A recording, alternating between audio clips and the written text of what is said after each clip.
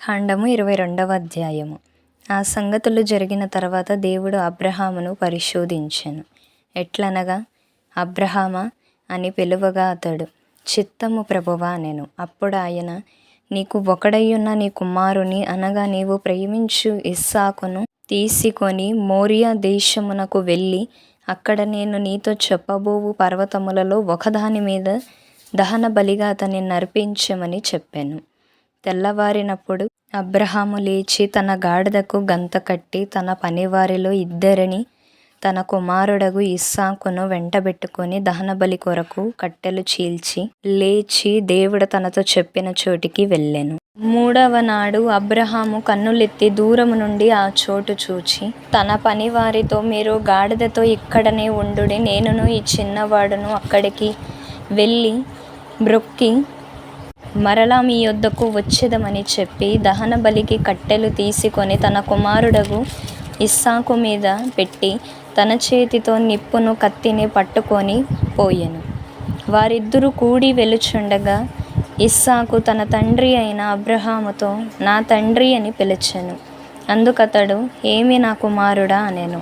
అప్పుడతడు, నిప్పును కట్టెలును ఉన్నవి గాని దహన బలికి గొర్రె పిల్ల ఏది అని అడుగగా అబ్రహాము, నా కుమారుడా, దేవుడే దహన బలికి గొర్రె పిల్లను చూచుకొనునని చెప్పెను.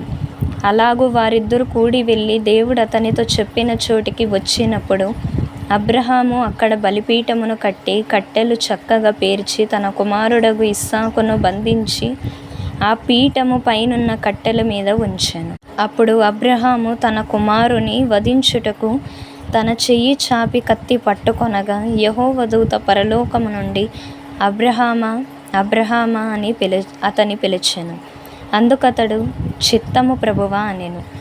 అప్పుడు ఆయన, ఆ చిన్నవాని మీద చెయ్యి వెయ్యకుము, అతనినేమియూ చెయ్యకుము. నీకు ఒకడైయున్న నీ కుమారుని నాకియ్య వెనుతి తీయలేదు గనక నీవు దేవునికి భయపడు వాడవని ఇందువలన నాకు కనబడుచున్నదనెను. అప్పుడు అబ్రహాము కన్నులెత్తి చూడగా పొదలో కొమ్ములు తగులుకొనియున్న ఒక పొట్టేలు వెనక తట్టున కనబడెను. అబ్రహాము వెళ్ళి ఆ పొట్టేలును పట్టుకొని తన కుమారునికి మారుగా పెట్టి దహన బలిగా అర్పించెను. అబ్రహాము ఆ చోటికి యెహోవా ఈరే అను పేరు పెట్టెను. అందుచేత యెహోవా పర్వతం మీద చూచుకొనును అని నేటి వరకు చెప్పబడను. యెహోవా దూత రెండవ మారు పరలోకము నుండి అబ్రహామును పిలిచి ఇట్లనెను, నీవు నీకు ఒక్కడైయున్న నీ కుమారుని ఈయ వెనుక తీయక ఈ కార్యము చేసినందున నేను నిన్ను ఆశీర్వదించి ఆకాశ నక్షత్రముల వలెను సముద్ర తీరమందలి ఇసుక వలెను నీ సంతానమును నిశ్చయముగా విస్తరింపచేసెదను. నీ సంతతి వారు తమ శత్రువుల గవిని స్వాధీనపరచుకొందురు. మరియు నీవు నా మాట వినినందున భూలోకములోని జనములన్నీయు నీ సంతానము వలన ఆశీర్వదింపబడును. నా తోడని ప్రమాణము చేసియున్నానని యెహోవా సెలవిచ్చుననెను. తర్వాత అబ్రహాము తన పనివారి యొద్దకు తిరిగి రాగా వారు లేచి అందరును కలిసి బెయేర్షెబాకు వెళ్ళిరి. అప్పుడు బెయేర్షెబాలో నివసించెను. ఆ సంగతులు జరిగిన తర్వాత అబ్రహామునకు తెలుపబడినదేమనగా, మిల్కా అను ఆమెయు నీ సహోదరుడగు నాహోరునకు పిల్లలను కనెను.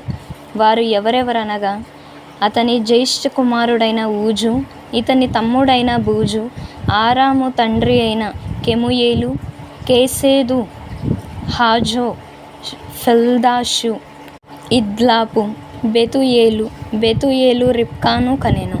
ఆ 8 మందిని మిల్కా అబ్రహాము సహోదరుడగు నాహోరునకు కనెను.